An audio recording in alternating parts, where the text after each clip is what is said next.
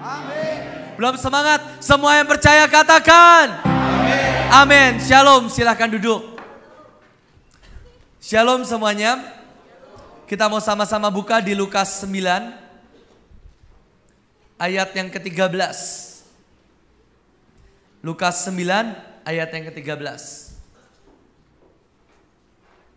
Lukas 9 ayat 13 sampai ayat yang ke-17. Yang sudah dapat katakan haleluya.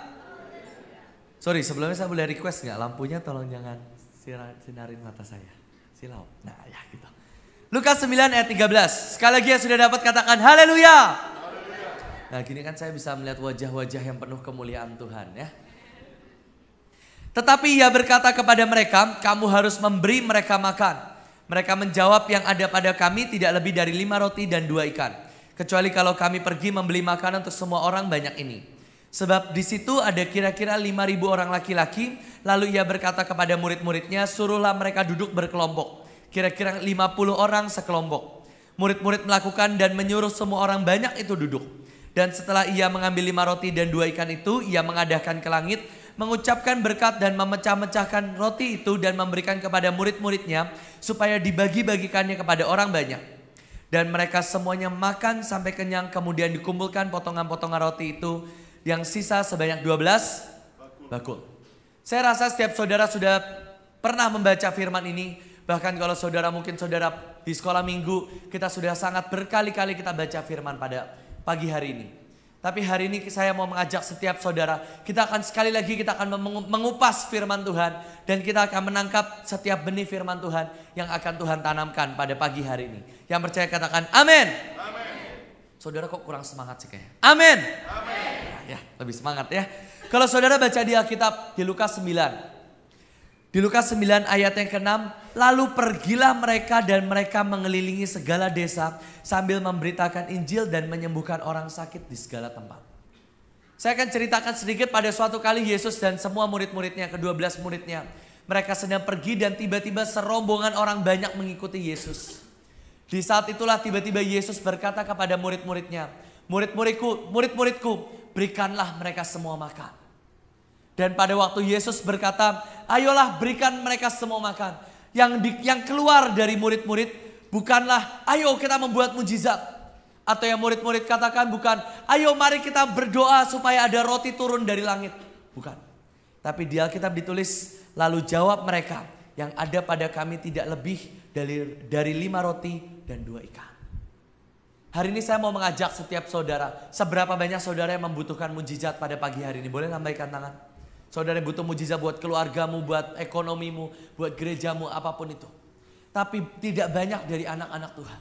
Mereka mau membuat mujizat. Sekali lagi, banyak di antara kita butuh mujizat. Kita butuh mujizat buat keluarga. Kita butuh mujizat buat ekonomi, buat pekerjaan, buat pelayanan kita. Kita butuh mujizat. Tapi tidak banyak dari kita yang mau membuat mujizat. Sekarang saya mau nanya sekali lagi. Siapa yang mau membuat mujizat? Boleh angkat tangan. Amin. Pada pagi hari ini kita mau sama-sama belajar bagaimana supaya kuasa Tuhan yang ajaib dari Tuhan bisa mengalir dalam hidup kita. Supaya kita bisa mengalirkan kasih Tuhan. Kita bisa mengalirkan mujizat Tuhan. Kita bisa mengalirkan yang ajaib yang Tuhan miliki. Di Alkitab ditulis di Lukas 9 ayat yang ke-6 tadi. Lalu pergilah mereka dan mereka mengelilingi segala desa sambil memberitakan Injil dan menyembuhkan orang sakit di segala tempat. Ceritanya sebelum 5 roti dan 2 ikan. Yesus memberikan mujizat kepada murid-muridnya. Memberikan kuasa mujizat. Dan Yesus berkata, sekarang kalian pergi, beritakan Injil dan buat mujizat di segala tempat. Yesus berdoa untuk setiap murid-muridnya. Dan Yesus berkata, nanti kamu pergi, kamu tumpang tangan dan orang sakit sembuh.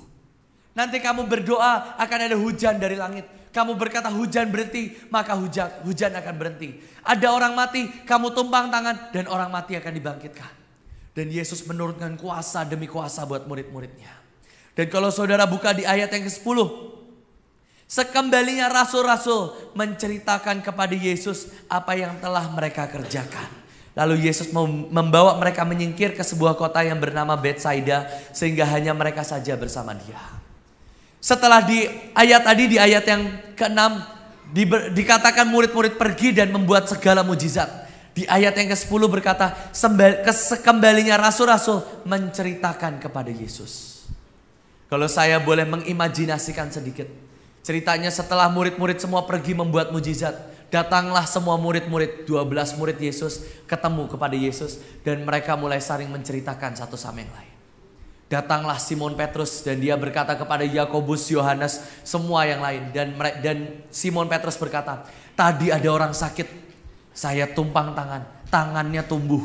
Tiba-tiba sembuh. Saya juga ada orang yang buta. Saya ngikutin gayanya Yesus, katanya Simon. Saya ambil tanah, saya ludahin, saya kucek-kucek di mata, matanya sembuh dan bisa melihat. Yohanes gak mau kalah. Kamu gitu doang udah sombong. Saya itu ada orang sakit, saya lagi jalan, saya kesandung batu, saya teriak, Tuhan Yesus, orangnya sembuh. Yakobus gak mau kalah. Saya lebih hebat lagi. Saya itu tiba-tiba dihadapkan dengan orang mati. Tiba-tiba saya merasakan ada roh Tuhan. Tiba-tiba saya bersin karena ada debu. Hacim, orangnya bangkit. Itu semua murid-murid. Mereka saling menceritakan kuasa yang ajaib yang mereka semua rasakan. Di situ ada Simon Petrus, di situ ada Simon, ada Yakobus, semuanya saling show off masing-masing. Tiba-tiba setelah Yesus mendengarkan semua cerita, semuanya ya bagus ceritamu. Ada yang menyembuhkan orang sakit, ada yang khotbah di depan 10.000 orang, ada yang mungkin ada yang altar call, ada yang semuanya, semua murid-murid menceritakan. Tetapi tiba-tiba Yesus berkata, sekarang ada 5.000 orang dan mereka belum makan. Sekarang marilah kita memberikan mereka makan. Dan Yesus berkata, kamu harus memberikan mereka makan. Dan dalam sekejap, semua 12 murid Yesus dengan semua keajaiban dan mujizat yang baru saja mereka lakukan. Mereka berkata kepada Yesus, Yesus, yang ada pada kami hanya 5 roti dan 2 ikan. Dan saya mau berkata poin yang pertama, antara yang rohani dan yang jasmani itu satu. Saudara tidak bisa memisahkan antara yang rohani dan yang jasmani. Contohnya apa? Di Alkitab ditulis di doa Bapa kami. Saudara masih ingat doa Bapa kami? Bapa kami yang di surga, dikuduskanlah namamu. Datanglah kerajaanmu di bumi seperti di surga. Lalu yang berikutnya apa? Berikanlah kami pada hari ini makanan yang secukupnya. Give us our daily bread. Berikanlah padaku roti setiap hari. Itu jasmani atau rohani? Jasmani. Berikanlah padaku hari ini makanan yang secukupnya. Itu jasmani atau rohani? Jasmani.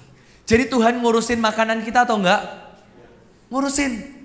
Berikutnya, waktu orang Israel kelaparan dan mereka mau daging, Yesus mengirimkan burung dara dari langit dan semua tepar, semua di padang gurun orang Israel tinggal ambil, tinggal goreng. Itu yang jasmani atau rohani? Jasmani. Orang Israel lapar, pengen daging. Dikasih daging sama Tuhan. Di Mazmur 23, di Alkitab ditulis, Tuhan memberikan hidangan di depan lawan-lawanku. Itu juga yang jasmani. Tuhan memberikan makan di depan musuh-musuhku. Juga Adam dan Hawa. Waktu Adam dan Hawa jatuh dalam dosa. Dan Adam dan Hawa tiba-tiba merasa telanjang. Yesus memberikan mereka jubah dari kulit binatang. Itu sekali lagi yang jasmani. Waktu Yesus berkata, hai murid-muridku, engkau baru berkata menyembuhkan orang sakit, membangkitkan orang mati, membuat mujizat. Sekarang lakukanlah mujizatmu, berikanlah mereka semua makan. Tiba-tiba murid-murid berkata, Yesus kalau membuat 5 roti dan 2 ikan, itu yang jasmani. Kalau yang rohani, menyembuhkan orang sakit, doain orang, altar call, khotbah, saya bisa. Tetapi kalau yang mendoakan yang jasmani, saya nggak punya iman. Saudara nangkap sampai di sini. Seringkali orang-orang Kristen berkata, Tuhan, kalau masalah pelayanan, kalau masalah cinta Tuhan, saya mau komit sama Tuhan. Tapi kalau masalah pekerjaan, kalau masalah keluarga, saya yang lebih tahu. Saudara mungkin berkata, Tuhan, kalau hari Minggu itu adalah harinya Tuhan. Tuhan mau suruh saya pelayanan, Tuhan mau suruh saya melakukan apapun untuk Tuhan, saya mau taat. Tapi kalau hari Senin, itu harinya saya. Dan saudara mulai bernyanyi, hari ini, harinya Tuhan. Karena ini hari Minggu. Hari Senin, hari Selasa, harinya saya. Hari Rabu, Kamis, Jumat, harinya Saya. Hari Sabtu setengah harinya Tuhan, setengah harinya saya.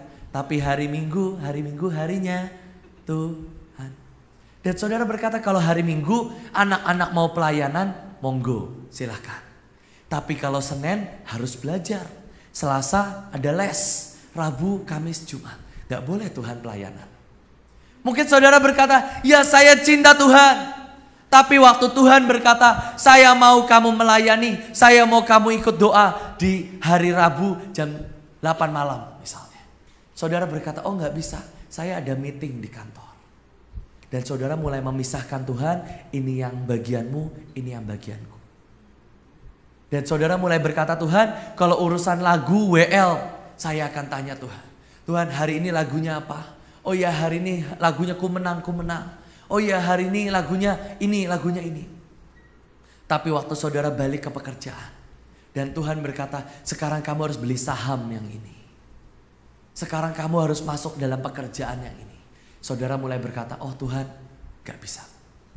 Kalau masalah pekerjaan ini bagianku. Tuhan gak ngerti masalah yang jasmani, Tuhan gak ngerti. Tuhan gak ngerti tentang saham. Tuhan gak ngerti tentang pekerjaan. Tuhan gak ngerti tentang punya anak. Orang Yesus aja gak punya anak selama di dunia. Dan saudara mulai berkata, saya lebih mengerti dari Tuhan.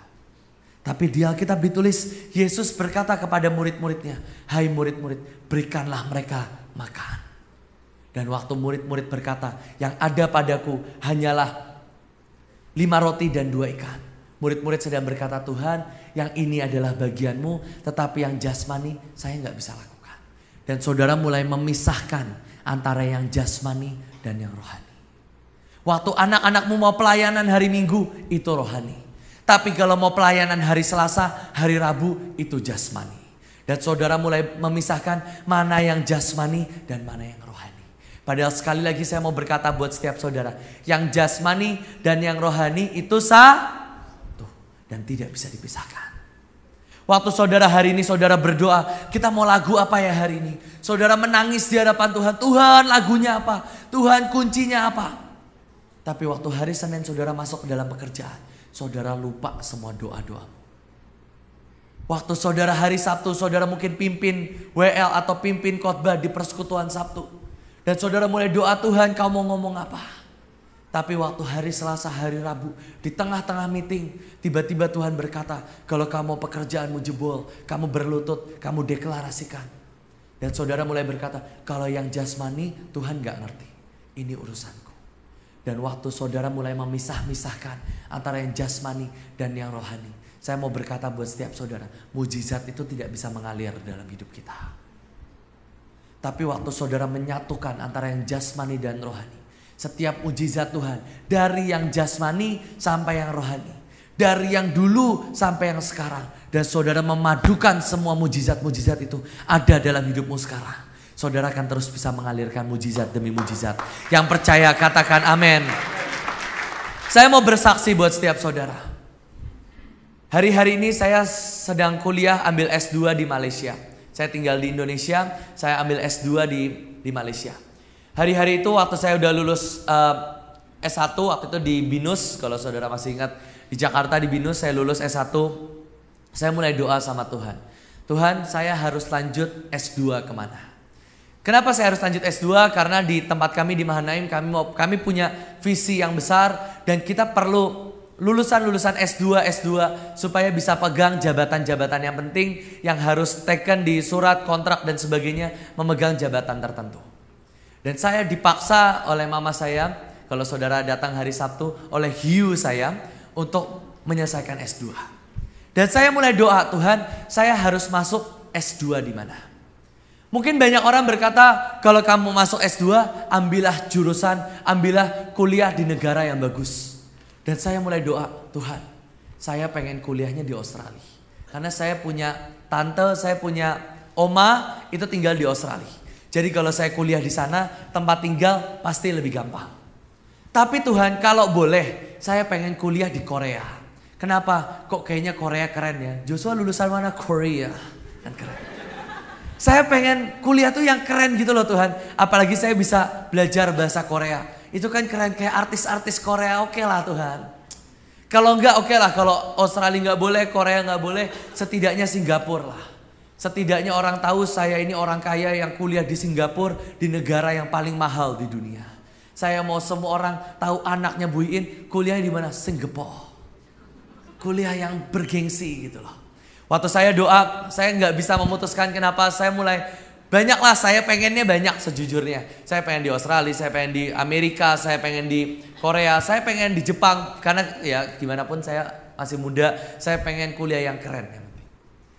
Dan Tuhan berkata, kamu tulis di kertas semua jurusan yang kamu mau. Saya tulis. Di Alkitab ditulis, waktu ke-12 murid Tuhan mengambil undi Matias. Dan saya berkata, oke Tuhan, saya mau mengambil undi supaya yang keluar bukan dari daging. Tapi saya mau ini dari Tuhan sendiri. Saya tulis semua di kertas. Saya tulis Korea, Australia, Singapura. Saya tulis semuanya. Saya tulis semua negara yang saya mau. Saya ingat saya tulis Amerika juga. Saya tulis, tapi di dalam hati saya yang terdalam, Tuhan itu membisikkan satu negara. Tuhan bilang Malaysia. Saya bilang, Tuhan dari semua ini ya Tuhan, Malaysia itu pilihan terakhir. Saya mendingan kuliah di Indonesia deh daripada di Malaysia. Kenapa Malaysia? Siapa sih yang tahu negara Malaysia? Mendingan saya di Indonesia, dekat sama mama, dekat sama papa. Saya bisa pelayanan juga. Ngapain di Malaysia? Negara muslim lagi. Gak bergengsi banget. Tapi saya mau belajar taat. Saya tulis Malaysia di situ. Saya tulis, saya ambil di kertas, saya potong-potong semuanya, saya gulung semuanya, saya taruh. Saya doa dulu, Tuhan, saya mau yang keluar itu yang ilahian dari Tuhan. Saya tidak mau memisahkan antara yang jasmani dan rohani. Saya mau percaya Tuhan. Apapun yang Engkau mau, saya mau belajar taat. Saya undi deg-degan. Kenapa? Ada satu Malaysia di situ. Kalau Korea, Australia saya nggak takut. Ambil asal, oke lah. Keluar apapun saya nggak takut. Tapi saya tahu salah satunya ada Malaysia. Dan itu negara yang saya nggak mau. Tapi kok kayaknya Tuhan ngarahinnya ke sana. Saya undi dan saya minta teman saya yang pacar saya Keisha yang hari ini lagi ngisi di sekolah minggu. Saya bilang, Kes, saya nggak mau kuliah di tempat lain kalau nggak ada kamu. Kenapa? Dia adalah jodoh yang ditetapkan sama Tuhan. Kalau saya kuliah di tempat lain, kamu di tempat lain, saya pasti cari yang lain. Jadi saya maunya kuliah bareng sama kamu. Kalau kita undi, dia juga undi.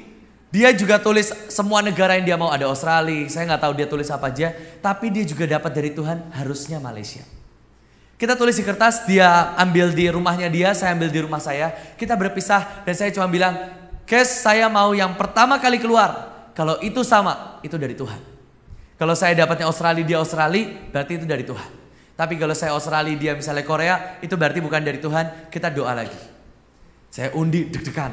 Dia juga undi. Dia bilang, Jos, udah keluar. Apa? Nanti tunggu kamu dulu. Oke, saya nggak takut. Saya mulai undi dalam nama Yesus. Saya mau yang tepat, yang dari Tuhan. Setiap roh Malaysia, roh Kedar keluar dalam nama Yesus. Potong-potong semuanya. Saya ambil satu undian. Saya masih di rumah, saya ingat saya sendirian. Saya cuma nyembah main gitar sendirian di kamar santai. Saya ambil. Waktu saya buka Malaysia. Saya foto, Kes, gue dapatnya ini. Dia foto juga, Malaysia juga. Dan saya bilang, kenapa Tuhan Malaysia? Itu pilihannya banyak, saya pilihannya ada 5 plus 1 kertas kosong. Kertas kosong maksudnya kalau sampai Tuhan mau taruh negara lain ya itulah kertas kosong ini. Dari 6. Kemungkinannya sangat kecil sama bisa barengan. Tapi ya, kok yang keluar bisa sama Malaysia. Saya ketemu om saya waktu itu. Singkat cerita saya mulai apply. Saya ketemu om saya. Saya bilang, om saya nanya, Jos kamu mau lanjut S2 di mana? Karena semua orang tahu saya lulus S1. Kamu mau lanjut di mana? Saya bilang, saya mau lanjut di Malaysia om. Kenapa kamu di Malaysia? Saya dapat dari Tuhan. Saudara tahu om saya ngapain? Om saya ngamuk, om saya marah. Jos, kamu tuh mendingan kuliah di Amerika, om yang mau bayarin. Tapi jangan ke Malaysia. Emang kenapa om? Itu negara jelek Jos. Sama aja kayak Indonesia. Kamu di Indonesia aja. Dan saya bilang, saya dapatnya dari Tuhan begitu. Dan keluar satu kalimat yang om saya katakan. Jos, buat masalah pelayanan kamu boleh tanya Tuhan. Buat masalah doa kamu boleh tanya Tuhan. Jodoh kamu bolehlah tanya Tuhan. Tapi masalah kuliah ini masa depanmu Jos. Gak usah tanya Tuhan. Kamu ambil yang paling bagus. Om mau bayarin kamu. Gak usah pakai Tuhan-Tuhanan. Kamu doa boleh, kamu kamu pelayanan boleh tanya Tuhan. Kamu kalau mau khotbah boleh tanya Tuhan. Kamu kalau mau nari boleh tanya Tuhan. Om gak masalah. Tapi kalau masa depan, kuliah, om mau kamu gak usah tanya Tuhan. Kamu ambil yang paling bagus. Di situ saya langsung dek. Enggak, saya mau tetap pilih ikut Tuhan. Saya mau tetap taat dengan Tuhan. Walaupun itu bukan negara terbaik yang saya pilih, tapi saya mau belajar taat sama Tuhan. Singkat cerita akhirnya, ini baru semester 1, saya 3 bulan yang lalu saya baru masuk. Dan saya mau bersaksi di hadapan saudara. Pertama kali saya menginjakkan kaki saya di Malaysia. Saya sudah mulai dipanggil khotbah, gak cuma di kota saya. Tapi saya pergi ke Subang. Subang itu 5 jam naik mobil. Dan saya mulai khotbah, saya mulai bangun pasukan. Dan sampai saat ini saya punya pasukan 50 penari di sana. Juga sekian gereja-gereja yang juga ikut. Yang setiap minggu saya datang ke sana untuk menggembalakan mereka. Saya pulang dari Amerika, saya ada pelayanan di luar negeri 1 kali lagi. Saya pulang balik ke Malaysia. Bukan kuliah yang pertama kali saya lakukan. Hari minggunya saya langsung khotbah di gereja di Malaysia. Saya tahu sejak hari itu. Rupanya saya bukan cuma kuliah di Malaysia. Tuhan memberikan satu bangsa di tangan saya. Yang percaya katakan haleluya. Waktu saudara mau taat dengan Tuhan, sesuatu yang ajaib akan Tuhan berikan dalam hidupmu. Hari itu saya berkata, Tuhan, saya nggak mau ke Malaysia. Saya maunya ke Australia, saya mau kemana lah yang lebih bagus sedikit. Malaysia enggak lah Tuhan. Tapi waktu saya mau taat dengan Tuhan, Tuhan nggak cuma memberikan saya kuliah hari itu. Saya memberikan saya satu bangsa. Tuhan memberikan saya satu negara. Saya keliling khotbah di mana-mana.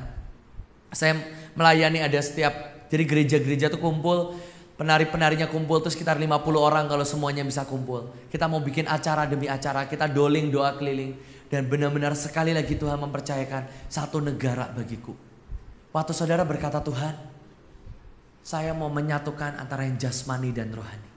Saya mau tanya Tuhan, gak cuman waktu saya jadi WL.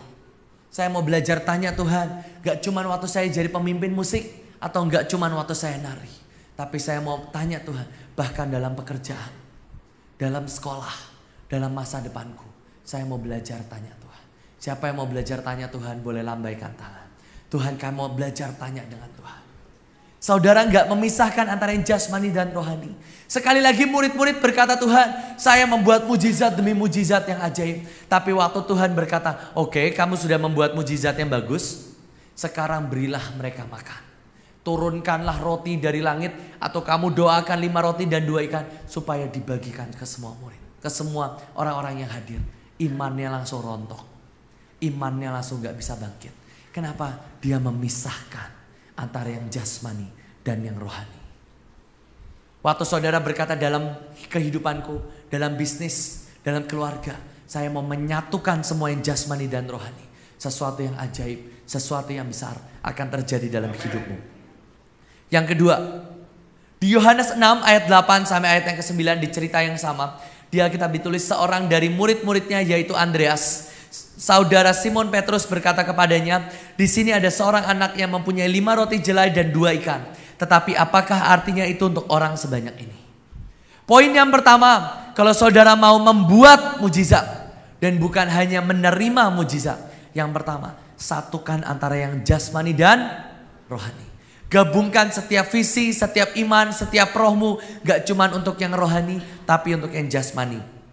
Yang kedua, Yohanes 6 ayat yang ke-8 tadi di Alkitab ditulis seorang dari murid-muridnya yaitu Andreas.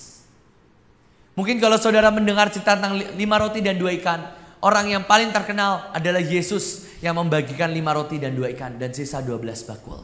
Tapi tahukah saudara yang memberikan 5 roti dan 2 ikan kepada Yesus adalah murid yang bernama Andreas. Kalau saudara pernah baca sejarah, Andreas ini sebenarnya adalah murid dari Yohanes Pembaptis. Jadi Andreas ini adalah orang yang paling rohani dibanding 12 murid yang lain. Kalau yang murid lain ada yang dari nelayan, ada yang mungkin dari pemungut cukai. Tapi Andreas itu adalah murid dari Yohanes Pembaptis. Dan nama Andreas, mungkin di sini ada yang namanya Andreas atau namanya Andrew. Nama Andreas itu artinya human power, kekuatan manusia. Artinya manly, artinya benar-benar kekuatan jasmaninya itu kuat. Tetapi di dalamnya itu juga ada kesombongan manusia. Lalu apa poinnya? Waktu Andreas itu mendapatkan 5 roti dan 2 ikan. Andreas, the human power. Orang yang punya kekuatan dengan luar biasa. Dia mungkin yang punya track record yang paling bagus. Karena dia adalah murid dari Yohanes Pembaptis. Dan dia menerima 5 roti dan 2 ikan. Dan dia berkata, dengan kekuatan manusiaku, 5 roti dan 2 ikan tidak pernah jadi apapun. Tapi waktu saya serahkan di tangan Tuhan, 5 roti dan 2 ikan pasti cukup untuk memberi makan 5.000 orang. Waktu saudara berkata, Tuhan, ini kekuatan manusiaku, ini kekuatan dagingku. Tapi waktu saudara menyerahkan di hadapan Tuhan, mujizat yang dari Tuhan akan mengalir. Waktu saudara angkat tangan, Tuhan akan turun tangan dalam hidupmu. Tapi waktu saudara turun tangan, apa yang akan Tuhan lakukan? Tuhan akan angkat tangan dari hidupmu. Waktu saudara ingin, Tuhan, aku mau membuat mujizat. Tuhan, aku mau melihat mujizat terjadi dalam hidupku. Aku gak mau cuma melihat, aku mau menjadi pembuat mujizat. Yang kedua yang harus saudara lakukan adalah, saudara harus menyerahkan setiap egomu dan saudara berikan di hadapan Tuhan.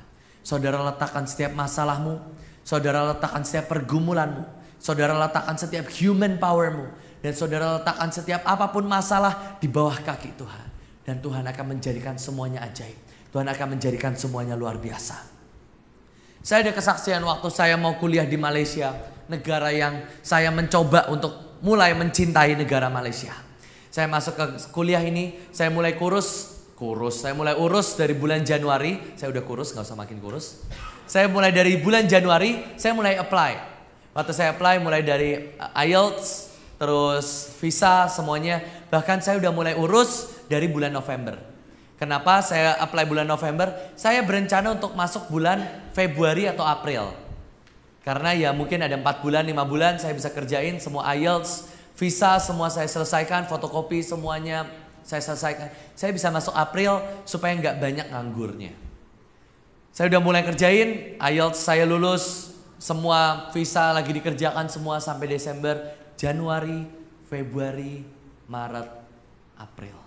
Visa student saya belum keluar. Saya harus masuk bulan April. Dan bulan April visa saya juga belum keluar. Di bulan Januari ada banyak masalah. Jos, rupanya fotomu kepalanya miring. Miring apanya itu, udah kepalanya udah bener. Jos, waktu kamu foto backgroundnya kurang putih, saya foto lagi. Jos, waktu kamu foto kancingnya belum ditutup, saya lakuin semua yang mereka mau. Katanya IELTS-nya fotokopinya salah, namamu salah, dan sebagainya. Sampai bulan April visa saya belum keluar. Hari itu karena saya ada travel agent, saya telepon dia, saya mulai marah-marah, saya berkata, kamu ini gimana sih, itu foto saya udah benar, kenapa kamu baru bilang kalau sekarang fotonya salah, kenapa kamu begini-begini. Saya mulai marah-marah dengan semua orang. Saya mulai telepon semua agent, mulai dari yang di Indonesia sampai agent yang di Malaysia, sampai kampusnya saya email, saya marah-marah, saya berkata saya harus masuk bulan April. Saya harus masuk bulan April. Dan tetap keputusannya adalah kamu gak bisa masuk bulan April. Kenapa? Ini sekolah udah mulai enroll. Sekolah itu udah mulai. Di situ ada inaugurasi, di situ ada pengenalan, dan itu semua udah mulai. Dan saya belum punya visa student. Saudara bisa bayangin, saya belum punya visa student, tetapi sekolah sudah mulai. Bisa masuk nggak?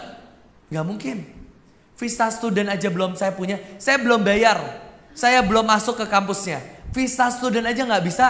Dan saya nggak bisa masuk ke Malaysia tanpa visa student saya.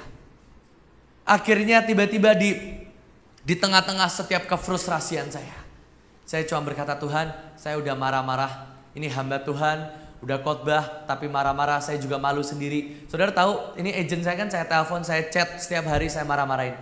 Tiba-tiba sampai satu titik agent saya ini ganti foto Yesus di atas kayu salib. Dan saya baru ngerti, agent saya orang Kristen rupanya. Saya malu banget. Oh, agent saya rupanya orang Kristen. Saya udah marah-marahin lagi. Singkat cerita, di tengah setiap kefrustrasian saya cuma berkata, Tuhan, saya udah coba segala cara manusia. Saya udah coba marah, saya udah coba email, saya udah coba telepon, tetap gak bisa. Dan saya menyerahkan human power saya kepada Tuhan. Saya cuma bilang, Tuhan, terserahlah, sakarepmu. Itu bahasa Perancisnya itu ya, sakarepmu. Terserah maumu Tuhan. Apa yang kamu mau lakukan, lakukanlah. Begitu saya selesai doa, saya tiba-tiba dapat email dari kampus saya di Malaysia. Dibilang, Jos, visa kamu diterima dan kamu bisa masuk. Karena kuliah ini baru mulai perkenalan, kamu bisa masuk. Saya langsung packing. Saya itu sampai mama saya dan papa saya itu sampai, Jos sebenarnya kamu jadi kuliah atau enggak sih? Jadi, visanya mana? Belum ada tapi jadi yang pasti. Dan itu mama saya sampai, ya udahlah Jos kamu mau berangkat mau enggak, ya udah kamu siap-siap aja. Dan kita nggak ada pesta perpisahan, nggak ada apapun. Karena saya sampai akhir saya nggak tahu saya bakal berangkat atau enggak. Saya packing itu cuma sehari, besoknya udah berangkat.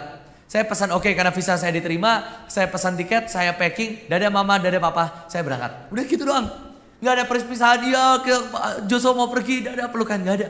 Mama saya udah nggak percaya, udahlah Jos kalau kamu nggak bisa kuliah di Malaysia, ya udahlah nggak apa-apa, mama masih terima kamu kok di rumah. Terus sampai udah nggak ada iman kok. Loh, visa udah nggak diterima, kuliah udah mulai. Saya berangkat, saya pergi ke kampusnya, saya datang dan mereka bilang, Jos, visa kamu baru di-approve ya.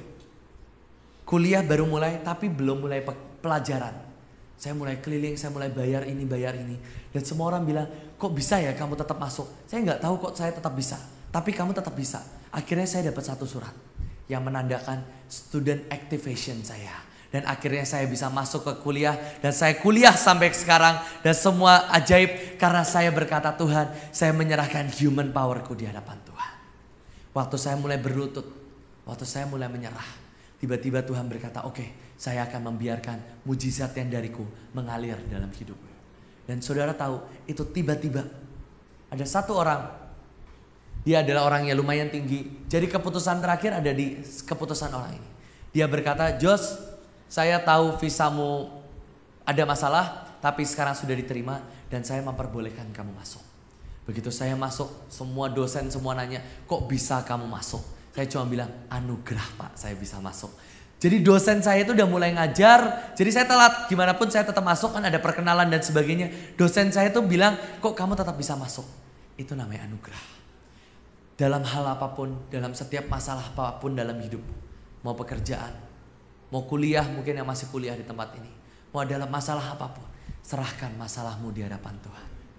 Dan waktu saudara serahkan masalahmu di hadapan Tuhan, yang terjadi adalah Tuhan yang akan turun tangan dalam hidupmu. Berikan kemuliaan yang paling luar biasa buat Tuhan. Waktu Andreas dengan human power, orang yang paling bergengsi mungkin di ke-12 murid, dia berkata, Yesus, saya gak bisa kok buat mujizat ini. Ini 5 roti dan 2 ikan. Ambil, buatlah mujizat. Waktu Yesus ambil 5 roti dan 2 ikan, Yesus membuat menjadi cukup bagi 5.000 orang. Bahkan sisa 12 bakul. Yang ketiga, masih di Yohanes 6 ayat yang ke-9. Dan di sini ada seorang anak yang mempunyai 5 roti jelai dan 2 ikan. Tetapi apakah artinya itu untuk orang sebanyak ini? Kalau saudara baca di Alkitab, di zaman dulu itu roti itu ada 2 macam. Ada roti gandum dan ada roti jelai. Roti gandum adalah roti untuk orang-orang kaya. Dan roti jelai itu adalah roti untuk orang-orang miskin. Kenapa? Roti gandum itu lebih mahal, roti jelai itu lebih murah. Dan kalau saudara baca di Alkitab, seorang anak ini punya 5 roti dan 2 ikan. 5 roti jelai dan 2 ikan. Saudara jangan berpikir ini adalah anak kaya, anaknya orang kaya, yang dia mau pergi mengikuti Yesus dan mamahnya memberikan bekal 5 roti dan 2 ikan. Ini anak kecil. Ini anak kecil nggak mungkin diberikan 5 roti dan 2 ikan. Terlalu banyak, it's too much buat anak kecil. Jadi yang satu yang kita tahu, ini bukan anak orang kaya. Kalau di Alkitab ditulis roti gandum, mungkin orang kaya. Ini roti jelai, roti murah, satu. Yang kedua, ini bukanlah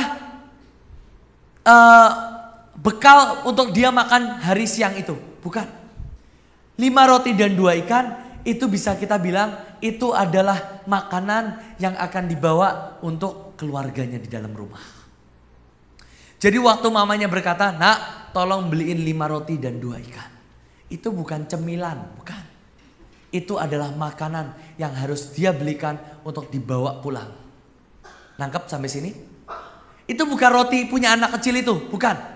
Itu roti punya keluarganya.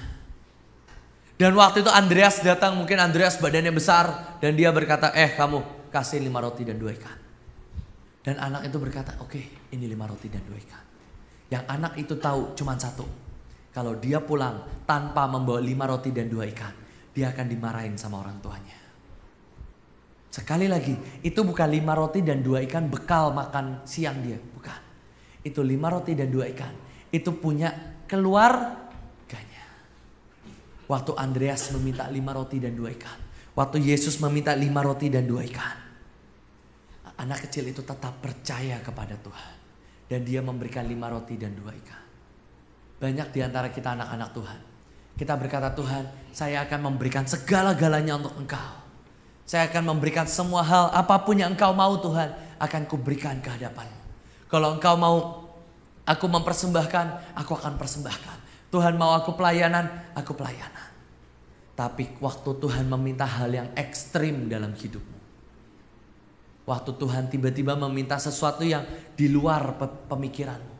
Saudara mulai berkata, oh Tuhan, itu terlalu banyak lah Tuhan. Enggak, ini terlalu banyak. Kalau 5 roti dan 2 ikan, ini makanan untuk keluargaku. Enggak lah Tuhan. Tuhan mau enggak 1 roti dan 1 ikan? Boleh deh. Tapi sisanya saya bawa pulang.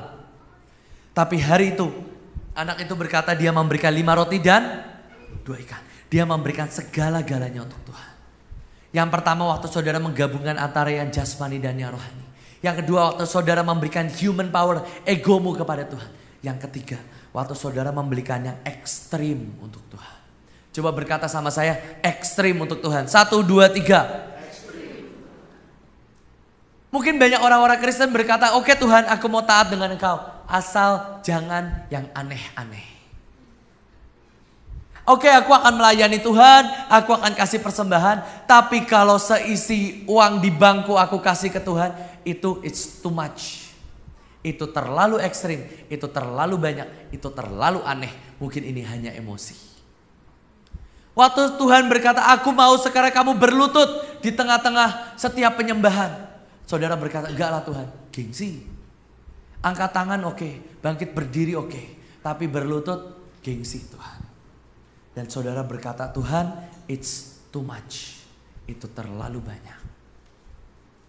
Suatu kali waktu saya masih kecil, saya masih ingat waktu itu saya masih SD. Saya pertama kali waktu saya kelas 6 SD, itulah pertama kalinya saya dapat handphone pertama saya. Kalau saudara masih ingat tuh zaman handphone Sony Ericsson, belum ada touchscreen-nya, semua masih layar, udah berwarna waktu itu. Tuh handphone kecil Sony Ericsson, saya masih ingat. Pertama kali saya dapat handphone Sony Ericsson dari papa saya. Itu adalah handphone pertama dan handphone yang terbaik yang saya punya. Saya bisa SMS-an, saya bisa telepon sama teman, saya bisa main game walaupun gamenya cuma 1, Snake ya gitu ya, yang Snake itu. Tapi tetap punya handphone, itu handphone pertama saya.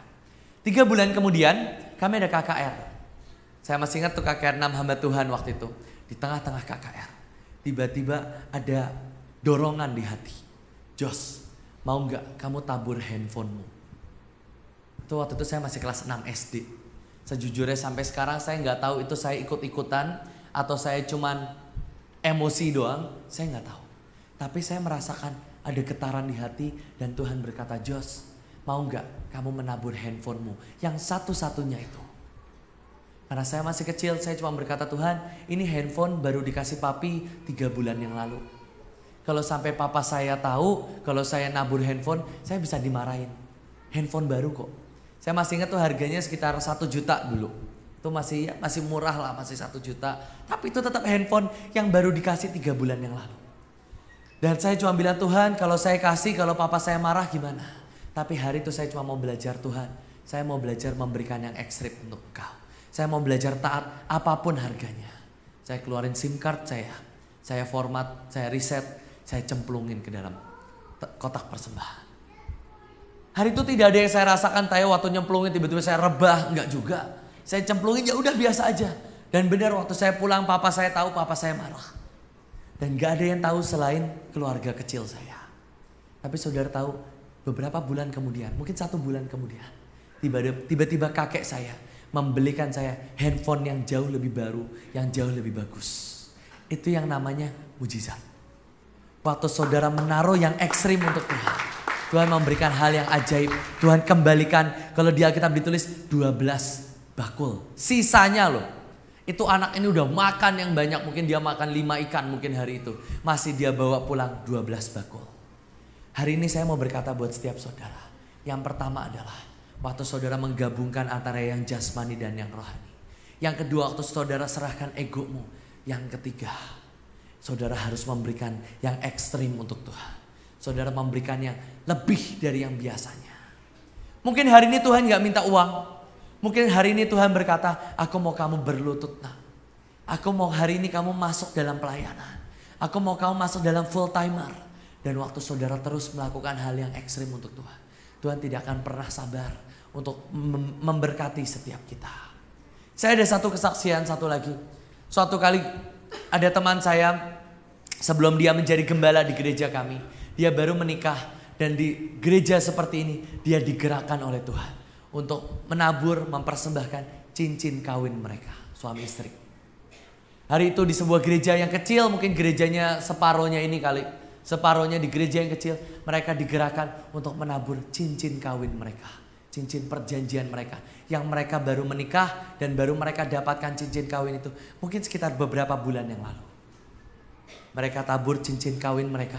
Mereka nabur dan hari itu mereka nangis, mereka berlutut, mereka berkata, Tuhan, saya sudah serahkan cincin kawinku. Dan tidak ada yang terjadi, mereka hidupnya juga biasa-biasa aja. Gak ada tiba-tiba mereka dapat cincin emas berlian, enggak juga.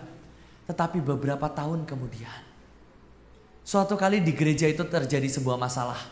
Dan di tengah-tengah masalah tersebut, semua jemaatnya semua keluar, semua gembalanya semua keluar. Dan semua berkata, enggak, gereja ini akan ditutup. Sebab tidak ada lagi yang mau. Dan tiba-tiba ada satu orang, bukan kedua orang ini. Tiba-tiba ada satu orang yang berkata, saya mau pegang gereja ini. Singkat cerita, gereja ini mulai dari ditinggalkan banyak orang, gak punya gembala. Gerejanya dari penuh sekitar 300 orang, tiba-tiba kosong melompong. Dan semua kosong dan semua orang meninggalkan gereja ini. Bahkan saya masih ingat ceritanya pada saat-saat itu, karena gerejanya saking kosongnya, mereka tuh sampai setiap minggu itu datangin waria supaya gereja itu kelihatan penuh. Gereja mungkin kapasitas buat 300 orang, itu mungkin hanya diisi 5 orang, 10 orang. Dan mereka bawain orang-orang dari jalan supaya duduk di situ. Setelah itu mereka kasih makan, mereka kasih minum. Demi apa? Supaya gereja kelihatan penuh, kelihatan penuh. Singkat cerita, gereja itu mulai dibawa Tuhan dengan kesetiaan. Akhirnya gereja itu mulai bertumbuh dari 5 orang jadi 100, jadi 200 orang. Dan tibalah saatnya. Ini gak bisa gereja tanpa gembala terus. Itu tanpa gembala. Dan datanglah kedua suami istri ini. Yang mereka pernah mempersembahkan cincin kawin mereka di gereja itu. Dan saudara tahu hari ini mereka jadi gembala dan ibu gembala. Dengan jemaat 350 orang setiap minggunya. Dimulai dari apa? Cincin kawin mereka. Mereka tabur, hari ini mereka jadi gembala di sana. Itu waktu saudara memberikan yang ekstrim untuk Tuhan. Akan ada hal ajaib yang Tuhan berikan dalam hidup kita. Dan yang terakhir saudara. Yang terakhir. Ini yang paling saya suka. Di Lukas 9 ayat yang ke-14. Lukas 9 ayat yang ke-14. Sebab di situ ada kira-kira 5.000 orang laki-laki.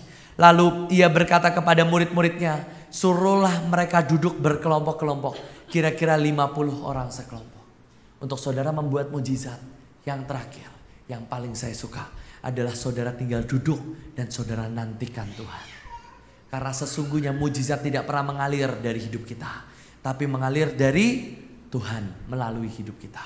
Waktu saudara sudah melakukan segalanya, saudara sudah menyatukan yang jasmani dan rohani, saudara sudah memberikan egomu, saudara sudah memberikan yang ekstrim, yang saudara perlu lakukan hanya duduk dan lihat Tuhan membuat mujizat. Saya mau tutup dengan sebuah kesaksian. Suatu kali di gereja kami, di yayasan kami, di pelayanan kami punya sebuah sekolah. Dan sekolah kami itu sekolah Kristen. Dan kalau saudara tahu, di sekolah Kristen itu enggak semua Kristen. Jadi ada banyak dari agama seberang, tapi masuk ke sekolah kami. Dan otomatis namanya juga sekolah Kristen, kami ajarkan dengan cara Kristen. Tetapi kalau saudara masih ingat, di sekian puluh tahun yang lalu di Indonesia, itu ada banyak front-front pembela Islam. Yang sering kali berkata ini kristenisasi, harus ditutup, harus dibakar dan sebagainya. Itu 10 tahun, 20 tahun yang lalu. Dan singkat cerita, sekolah kami juga kebagian bagaimana ada FPI, ada front-front, ada bagian orang-orang yang mereka datang dan mereka menuntut untuk sekolah kami ditutup. Saya masih ingat, saya waktu itu masih SMP hari itu. Dan sekolah kami itu pengen ditutup dan pengen dibakar hari itu.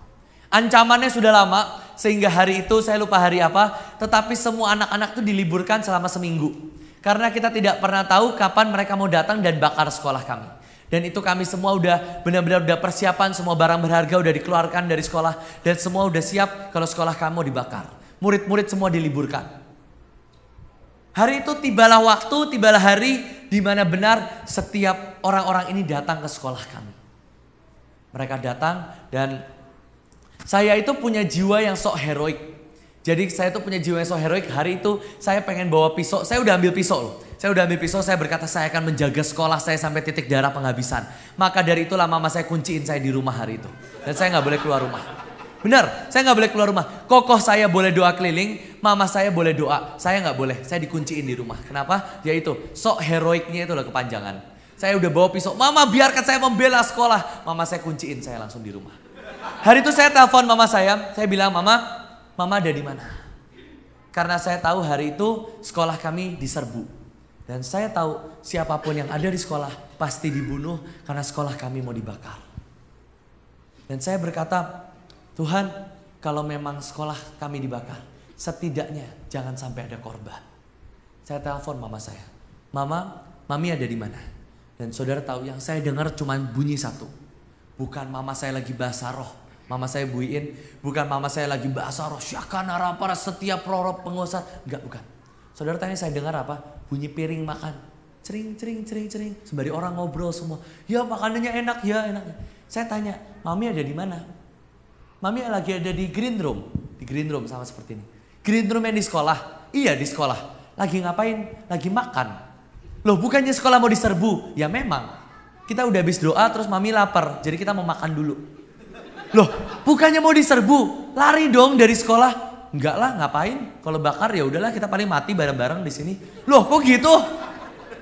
Loh santai aja. Masa iya Tuhan nggak buat mujizat? Dan di situ cuma bunyi piring, cering, cering, cering, cering. Dan saya bingung, ini mama saya gila kali ya. Masa makan di tengah, di depan itu udah orang mulai teriak-teriak. Bakar, bakar, tutup, tutup. Dan saya berkata, karena kan saya dikabarin juga dari yang lain. Dan saya berkata, ini mama saya sakit kali ya kok malah makan. Saudara bisa bayangin ya gedung seperti ini 2 lantai, 3 lantai. Dan mama saya makan di green room, di bawah itu mau dibakar sekolahnya. Kalau dibakar ya yang di green room gak bisa turun ke bawah. Yang di lounge gak bisa turun ke bawah. Dan ya udah jadi korban bakaran yang harum di hadapan Tuhan. Tapi mama saya cuma makan. Ya gimana? Jawabannya rohani banget lagi. Ya gimana? Mama lapar. Ya udah kita makan. Dan saya mau bersaksi buat setiap saudara. Hari itu saya tetap dikunciin di rumah. Koko saya doa keliling waktu itu di seluruh Bekasi. Saya di rumah. Saya dapat kabar mereka itu bakar ban. Mereka bakar ban, mereka lempar bom molotov. Saudara tahu bom molotov? Itu minuman keras yang dikasih sumbu terus dilempar. Jadi kalau pecah itu bakar semuanya. Mereka tuh lempar bom molotov, mereka nyalakan ban. Dan waktu mereka membakar, itu asapnya itu semua ke arah mereka. Anginnya itu ke arah mereka. Dan itu mereka batuk-batuk semuanya. Mereka tuh pasang speaker besar seperti ini. Pakai tripod semuanya, mereka teriak-teriak dan mereka berkata, tutup, tutup, tutup, tutup, bakar, bakar, bakar. Saudara tahu itu angin itu nerpa mereka dan speaker itu jatuh kena mereka dan ada yang kakinya patah. Belum sampai di situ, belum sampai di situ. Tepuk tangannya simpan buat terakhir. Tiba-tiba mereka dapat telepon. Pemimpin mereka kan lagi on the way, pemimpin mereka lagi jalan dari tempat kumpul mereka pergi ke depan sekolah kami. Tiba-tiba pemimpin mereka jatuh di jalan, meninggal seketika. Dan semua mereka yang demo mau bakar sekolah kami. Mereka pergi ke rumah sakit, mereka ngelayat pemimpinnya yang meninggal di tengah jalan. Kita kasih tepuk tangan yang luar biasa buat Tuhan. Tuhan yang membela anak-anaknya. Saudara tinggal duduk dan saudara akan nantikan mujizat yang luar biasa. Waktu saudara sudah melakukan bagianmu, tinggal bagian siapa? Tuhan. Hari ini saudara butuh mujizat buat keluarga. Saudara butuh mujizat buat pekerjaanmu. Saudara lakukan semua hal yang ekstrim. Saudara nabur yang ekstrim. Saudara melakukan jasmani dan rohani, saudara jadikan satu. Saudara tanya Tuhan. Saudara serahkan egomu kepada Tuhan. Dan sisanya saudara tinggal duduk dan saudara lihat tangan kemurahan Tuhan turun dalam hidupmu. Saya mau ajak setiap saudara tutup Alkitabmu. Di Alkitab ditulis di Wahyu 3 ayat yang ke-7. Sembari videonya mungkin boleh disiapkan. Dan tuliskan kepada malaikat jemaat di Philadelphia. Ini adalah jemaat di Philadelphia. Inilah firman dari yang kudus yang benar, yang memegang kunci Daud. Apabila ia membuka, tidak ada yang menutup. Dan apabila ia menutup, tidak ada yang dapat membuka. Itu bagian setiap saudara. Coba berkata, itu bagian saya. Apa yang saudara buka, pasti terbuka. Setiap pintu berkat, pintu keajaiban, itu akan terbuka. Saudara tutup, setiap pintu sakit penyakit saudara tutup, pintu kutuk saudara tutup, itu akan tertutup. Itu bagianmu. Dan saya mau berkata, juga di Alkitab, di Pengkhotbah 2 ayat yang ke-26.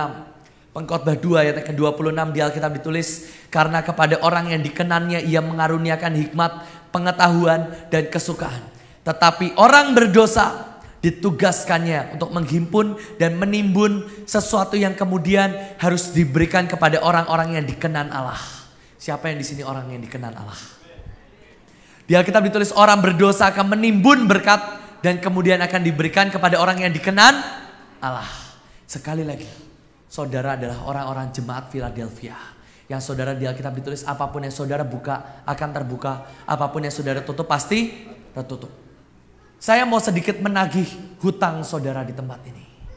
Sebelum gedung ini jadi, mama saya pernah datang ke tempat ini dan mendoakan gereja ini. Betul ya Pak Lukas? Sampai akhirnya gedung ini jadi. Hari ini kami ada di Amerika. Kita nggak cuma sekedar sharing, kita nggak cuma sekedar khotbah. Tapi selama kami di Amerika, kita mau mengambil setiap sumur berkat yang ada di tempat ini. Dimanapun saudara tahu, ada banyak penginjil-penginjil hebat di tempat ini.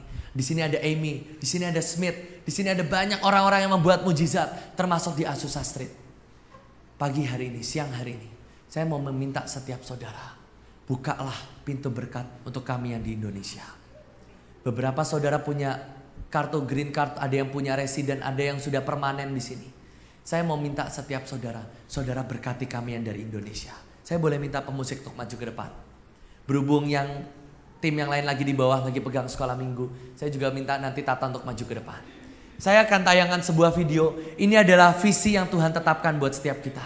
Kalau dulu Bu Iin pernah doa buat gereja ini, sekarang saya minta setiap saudara ikut berdoa untuk gereja kami, ikut berdoa untuk visi kami.